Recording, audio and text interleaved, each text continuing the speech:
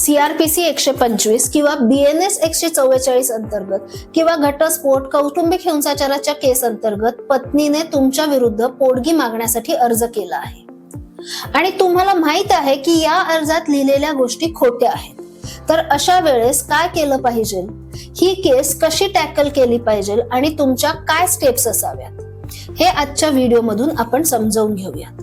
बऱ्याचदा असं होतं की नवऱ्याला पुढे काय घडणार आहे, याच्या काय स्टेप्स आहेत हेच माहित नसतं आणि त्यामुळे त्यांच्याकडून अनेक चुका होतात. नवऱ्याकडून अशा काही गोष्टी केल्या जातात की ज्या खूप चुकीच्या आहेत, प्रॅक्टिकली पॉसिबलच नाहीत किंवा एकदमच सरळ मार्गाने काम केलं जातं आणि त्यामुळे अजून प्रॉब्लेम्स होतात. तेव्हा स्टेप्स काय आहेत हे समजावून घेऊन तुमची स्ट्रॅटेजी फायनल करणं गरजेचं आहे. त्याचप्रमाणे हे सुद्धा लक्षात घेतलं पाहिजे की समोरच्याची मानसिकता काय आहे. तर आजच्या व्हिडिओतून स्टेप्स लक्षात घ्या. आजचा व्हिडिओ अतिशय बारकाव्याने ऐका, समजावून घ्या आणि जर तुमचे काही प्रश्न असतील तर ते कमेंट बॉक्स मध्ये आम्हाला विस्तृत स्वरूपात विचारा, म्हणजे आम्ही त्याची उत्तरं देऊ शकू. तरी देखील तुम्हाला आमच्याशी बोलायचं असेल, थेट आम्हाला प्रश्न विचारायचे असतील तर डिस्क्रिप्शन बॉक्स मध्ये आमचा नंबर दिला आहे, त्यावर आम्हाला व्हॉट्सअप मेसेज करा आणि आमची व्हिडिओ कॉन्फरन्सिंगची अपॉइंटमेंट घ्या. आम्हाला बऱ्याचदा कमेंट मध्ये विचारलं जातं की तुम्ही नक्की कुठे आहात, कुठे प्रॅक्टिस करता, तुम्ही कुठून हे व्हिडिओ बनवता. तर आम्ही पुण्यामध्ये आहोत. आमचं मेन ऑफिस पुण्यात आहे. आम्ही पुण्यामध्ये पूर्ण प्रॅक्टिस करतो, परंतु महाराष्ट्रातील मोठ्या सगळ्या शहरांमध्ये आमचे ऑफिसेस आहेत आणि आम्ही तिथल्या देखील केसेस घेतो. चला तर मग पतीच्या बाजूने पोटगीच्या केसची रणनीती निश्चित करूयात. तुम्हाला जर असं वाटत असेल की तुमच्यावर पोटगीची केस होऊ शकते किंवा तुम्हाला कुठल्या केसची नोटीस आली असेल किंवा तुमची कुठलीही केस चालू असेल, तर लक्षात घ्या, सर्वात पहिले डायरेक्ट कोर्टात उडी मारू नका. कोर्टाच्या लढाईमध्ये डायरेक्ट गेलात तर त्याचं प्रचंड नुकसान होईल. याआधी संपूर्ण अभ्यास करा. तुम्ही केस कशी लढणार आहात, तुमच्या स्टेप्स काय आहेत, जर तुमची कुठली स्टेप चुकली तर त्याचे परिणाम काय होणार आहेत, समोरच्या पार्टीने एखादी गोष्ट चुकीची केली तर तुम्ही योग्य ते काय केले पाहिजे याचा आजच अभ्यास करा. आणि हे समजावून घेण्यासाठी आजचा व्हिडिओ पूर्ण बघा. असं समजूयात की तुमच्या पत्नीने तुमच्यावर पोटगीची केस केली आहे आणि या केसमध्ये तुमच्या पत्नीने एक पूर्ण स्टोरी लिहिलेली आहे की ती कशी अबला नारी आहे, तिला कशी गरज आहे, ती काय मागत आहे, ती किती अमाउंट आहे, तुम्हाला पोटगी मागितलेली आहे.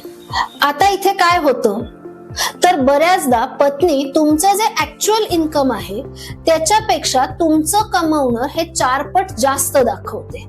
म्हणजे तुम्ही 20,000 कमवत असाल तर तुम्ही कसे 80-90,000 कमवता ते कोर्टाला सांगत असते आणि मग खूप जास्त अमाउंट पोटगीमध्ये मागितलेली असते.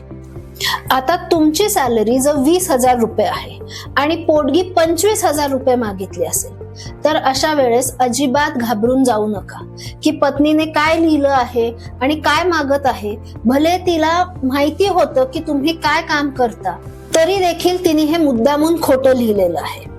तेव्हा घाबरून जाण्याचं कारण नाही, कारण कोर्टामध्ये तुम्ही जे बोलता त्याचा पुरावा देणं गरजेचं असतं आणि या पुराव्यावरच पोटगीची रक्कम ठरते. तुम्ही कोर्टामध्ये तुमच्या इन्कमचे जे प्रूफ देणार त्याच प्रूफवर तुमची पोटगी डिसाइड होणार. तुम्ही जर 20,000 रुपये दर महिना कमवत आहात तर तुमची पोटगी 20,000 प्रमाणेच डिसाइड होणार आहे. या 20,000चे 20 ते 25% म्हणजेच 4 ते 5,000 रुपये पोटगी तिला मिळू शकते. आता इथे मी 4 ते 5,000 म्हणते म्हणून तेवढीच रक्कम मिळेल असं नाही. यामध्ये थोडाफार प्रमाणामध्ये बदल होऊ शकतो. पत्नी जे पुरावे देईल, तिच्या ज्या गरजा दाखवेल त्यामध्ये थोडाफार बदल होऊ शकतो, परंतु नवऱ्याच्या इन्कमच्या 20 ते 25% जास्त पोटगी मिळू शकत नाही. आता सर्वात मोठी बाब येते ती म्हणजे पोटगीची केस लढायची कशी. अगदी सुरुवातीलाच रिप्लाय फाईल करून टाकायचा का? लक्षात घ्या, सर्वात पहिले तुम्हाला पत्नीने दाखल केलेला पोटगीचा अर्ज शांतपणे वाचायचा आहे. त्यामध्ये काय कंडिशन लिहिल्या आहेत हे शांतपणे समजावून घ्यायचे आहे. सर्वात पहिले तुमची पत्नी नोकरी करत असेल आणि त्याचा तुमच्याकडे काही ना काही पुरावा आहे, अगदी तिच्या कंपनीचं नाव देखील असेल तरीही चालेल, किंवा तुमच्या पत्नीचे बाहेर कुठेतरी अफेअर आहे आणि त्याचा तुमच्याकडे छोटासा देखील पुरावा असेल तरी देखील चालतो. किंवा पत्नीने पोटगीचा अर्ज देत असताना रजनीश वर्सेस नेहा या केसमध्ये सांगितलेले मालमत्तेचे प्रतिज्ञापत्र दिले आहे आणि त्या प्रतिज्ञापत्रावर तिने काही गोष्टी खोट्या लिहिल्या आहेत आणि त्याचे प्रूफ तुमच्याकडे आहेत, तर इथे तुमची केस भरकटण्याचे खूप चान्सेस आहेत. कारण तुम्ही बघता की ॲफिडेव्हिटवर पत्नीने काही गोष्टी खोट्या लिहिल्या आहेत, त्या पण तुमच्याबद्दल खोट्या लिहिल्या आहेत. जसं की तुम्ही 20,000 कमवता, पण पत्नीने लिहिलं आहे तुम्ही 1,00,000 रुपये कमवता आणि तुमच्या डोक्यात एकच आहे की कुठेतरी हिला अडकवायचं आहे, कुठेतरी हिला थांबवायचं आहे. मग तुम्ही विचार करता की हे खोटं बोललेलं आहे आणि ते पण ॲफिडेव्हिटवर खोटं बोललं आहे, मग मी हिच्यावर 340 CRPC खाली कारवाई करेल. परंतु असं होत नाही. पत्नी येऊन एकच म्हणेल की मला थोडीच सगळं खरं माहित होतं, मला फरक माहितच नव्हता. त्यांनी मला जे सांगितलं किंवा लग्नाच्या वेळेस मला जे दाखवलं गेलं होतं तेच मी लिहिलं आहे. मला माहित असलेल्या गोष्टी मी लिहिलेल्या आहेत. हा, पण 340 CRPC खाली ऍक्शन कधी होऊ शकते? पत्नी जर स्वतःबद्दल खोटं बोललेली आहे, जसं की ती म्हणते मी नोकरी करत नाही. आता बघा, ॲफिडेव्हिटवर ती म्हणते की ती नोकरी करत नाही, परंतु तुमच्याकडे तिच्या नोकरीचे पुरावे आहेत आणि ती म्हणतेय की माझं शिक्षणच झालं नाही किंवा मी 10वी नापास आहे, परंतु तुमच्याकडे तिच्या ग्रॅज्युएशनचे किंवा शिक्षणाचे सर्टिफिकेट्स आहेत, पुरावे आहेत. अशाच गोष्टीमध्ये 340 दाखल केली जाते. उगाचच चुकीच्या सल्ल्यांमध्ये अडकू नका आणि तुमच्या केसची डायरेक्शन चुकवू नका. आता लक्षात घ्या, तुम्हाला कोर्टाची नोटीस आलेली आहे, तुम्ही कोर्टामध्ये अपियर होणार आहात, तर 1 तारखेला तुम्हाला काहीच करण्याची गरज नाही. म्हणजे काय, तर तुमचे वकील पत्र दाखल करतील आणि तिने दाखल केलेली कागदपत्रे रिसीव्ह करतील. जर मॅटर ऑनलाईन दाखल झालेलं असेल तर त्याचा ऍक्सेस मागतील, एवढंच होईल. आणि मग पुढची तारीख दिली जाईल, ज्या तारखेला तुम्हाला तुमचा रिप्लाय द्यायचा आहे. प्रश्न असा येतो की तुम्हाला अगदी पुढच्याच तारखेला लगेचच रिप्लाय देण्याची गरज आहे का? इथे तुम्हाला 90 दिवसांच्या आत तुमचं म्हणणं मांडायचं असतं, परंतु कोर्ट काही वेळेस इथे अजून जास्त वेळ सुद्धा देऊ शकतो.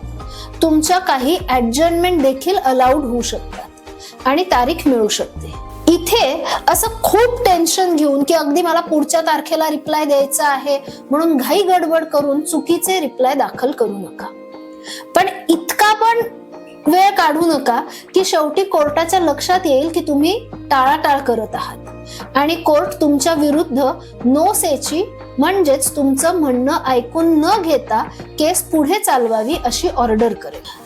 त्यामुळे एखाद दुसरी तारीख ठीक आहे, त्याचबरोबर तुम्हाला तुमच्या रिप्लाय बरोबर तुमच्या मालमत्तेचे प्रतिज्ञापत्र देखील द्यावे लागेल. इथे तुम्हाला हे बघावं लागेल की पहिले तुमच्या पत्नीने मालमत्तेचे ॲफिडेव्हिट दाखल केले आहे की नाही, आणि जर दाखल केलं असेल तर ते बारकाव्याने वाचा, म्हणजे तुम्हाला कळेल की तिने काही चुका केल्या आहेत का, किंवा तिने काही बाबी लपवण्याचा प्रयत्न केला आहे का. आणि जर तिने काही गोष्टी लपवल्या असतील तर तुम्ही सेक्शन 91 CRPC आणि नवीन कायद्याचा सेक्शन 94 खाली अर्ज करून ती कागदपत्रे मागवून घेऊ शकता. यामध्ये तुम्ही तिचं बँक स्टेटमेंट मागू शकता, तिची सॅलरी स्लिप, अपॉइंटमेंट लेटर, मालमत्तेची कागदपत्रे देखील मागू शकता. इथे बऱ्याचदा असं होतं की कोर्ट तुमचा कागदपत्रे मागण्याचा अर्ज बाजूला ठेवून पत्नीचा पोटगीचा अर्ज चालवण्यावर भर देऊ शकते. परंतु तुम्हाला कोर्टाला हे पटवून द्यावे लागेल की पहिले पत्नीने तिचा कंप्लायन्स करावा, तिची डॉक्युमेंट पूर्ण करावीत, तरच पोटगीचा अर्ज दाखल केला जाऊ शकतो.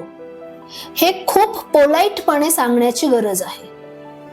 पत्नीचे पूर्ण डॉक्युमेंट आल्यावरच पोटगीची प्रक्रिया सुरू केली जाईल आणि ती अर्धच देत असेल तर रजनीश वर्सेस नेहा या केसमध्ये क्लिअरली सांगितलं आहे की पिटिशनरनी म्हणजेच अर्जदाराने संपूर्ण डॉक्युमेंट देणं गरजेचं आहे आणि हा कंप्लायन्स झाल्यानंतरच्या 4 आठवड्यात नवऱ्याने रिप्लाय फाईल करायचा आहे. या रिप्लाय सोबत ऍफिडेव्हिट, डॉक्युमेंट हे दाखल करणं देखील गरजेचं आहे. जोपर्यंत पत्नी पूर्ण कंप्लायन्स करत नाही तोपर्यंत तुम्ही ऍफिडेव्हिट दिलं नाही तरी चालेल, परंतु तुम्हाला कोर्टाच्या नजरेस हे आणून देणं गरजेचं आहे आणि कोर्टाला कन्व्हिन्स करणं गरजेचं आहे की पत्नी स्वतः कंप्लायन्स करत नाही, स्वतः तिचं इन्कम लपवून ठेवण्याचा प्रयत्न करत आहे. अर्जदार ही स्वतः कोर्टामध्ये क्लीन हँडेड आलेली नाही.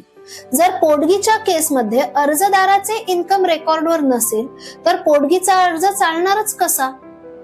जोपर्यंत पत्नीचा इन्कम ऍफिडेव्हिट येत नाही तोपर्यंत तुम्ही कोणताही रिप्लाय किंवा ऍफिडेव्हिट द्यायची गरज नाही. पहिले तिचं ऍफिडेव्हिट मागा. जर अपूर्ण दाखल केला असेल तर ते पूर्ण करण्याची मागणी करा आणि मगच पुढे जा. एकदा का तिने संपूर्ण डॉक्युमेंट दिले की त्याचा बारकाव्याने अभ्यास करा आणि मग स्वतःचा रिप्लाय दाखल करा. तुमचे इन्कम ऍफिडेव्हिट द्या, तुमचे डॉक्युमेंट्स देखील द्यावे लागतील आणि मग मॅटर आर्ग्युमेंटला लागेल. मग तिथे तुमच्या वकिलांचा युक्तिवाद होईल. आता इथे प्रश्न येतो की तुमच्या पत्नीचं दुसरीकडे अफेअर असेल तर तिला पोटगी मिळेल का?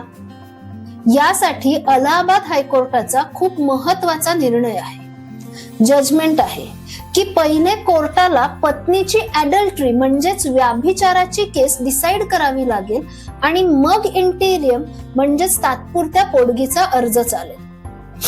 अशा केसमध्ये तुम्ही तुमच्या रिप्लाय बरोबर पत्नीच्या अफेअरचे पुरावे दाखल करू शकता, अलाहाबाद हायकोर्टाचे जजमेंट दाखल करू शकता आणि मग कोर्टाला अतिशय पोलाइटपणे, शांतपणे हे सांगू शकता की या जजमेंट प्रमाणे पहिले अफेअरचा डिसिजन व्हावा आणि मगच पोटगीचा अर्ज चालवावा.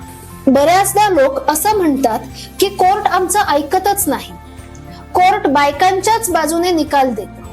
हे कधी होतं?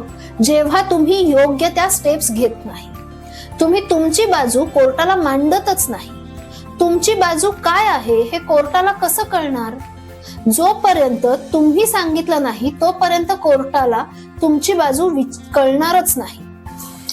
आणि जर कोर्टाने तुम्हाला कधी विचारलं तर तुम्ही डायरेक्ट भांडायच्याच स्वरामध्ये बोलायला सुरुवात करता. त्यामुळे कोर्ट तुमचं ऐकूनच घेत नाही. तुम्हाला कुठल्याही पद्धतीत कोर्टाला शिकवण्याच्या भाषेत बोलायचं नाही, कोर्टाला रिक्वेस्ट करण्याच्या टोन मध्येच बोलायचं आहे. आता थोडक्यात समजावून घ्या. पत्नीचा पोटगीचा अर्ज, तिचं प्रतिज्ञापत्र आणि तिने दाखल केलेले डॉक्युमेंट्स, तुम्ही दिलेला रिप्लाय, तुमचं प्रतिज्ञापत्र आणि तुम्ही दाखल केलेले डॉक्युमेंट्स, या सगळ्यावरून दोनही वकिलांमध्ये जो युक्तिवाद होतो, जे पुरावे दाखल केले जातात, या सगळ्याच्या आधारावर पोटगीची ऑर्डर होते. परंतु ही ऑर्डर ही ज्या दिवशी पत्नीने पोटगीचा अर्ज केला आहे त्या दिवशीपासून पोटगी मिळण्याची होते आणि पहिल्याच दिवशी तुम्हाला थकबाकी भरावी लागते. आता ही थकबाकी कशी भरायची, कुठल्या केसमध्ये भरायची आणि नाही भरल्यास काय परिणाम होतील ह्याच्यासाठी आम्ही पुढील व्हिडिओ केलेला आहे. त्याची लिंक डिस्क्रिप्शन बॉक्स मध्ये देत आहे. हा व्हिडिओ नक्की बघा आणि पोटगी संदर्भातल्या सगळ्या शंका दूर करा. आजचा व्हिडिओ तुम्हाला कसा वाटला हे आम्हाला कमेंट बॉक्स मध्ये नक्की कळवा. आमचं चॅनल जर तुम्ही सबस्क्राईब केलं नसेल तर ते सबस्क्राईब करा, बेल आयकॉनवर क्लिक करा, म्हणजे आम्ही टाकलेले व्हिडिओ तुम्हाला त्वरित मिळतील. तुमच्या काही कायदेशीर समस्या असतील आणि आमच्याशी थेट बोलायचं असेल तर डिस्क्रिप्शन बॉक्स मध्ये दिलेल्या फोन नंबरवर व्हॉट्सअप मेसेज करा, म्हणजे तुमची पुढची अपॉइंटमेंट फायनल केली जाईल.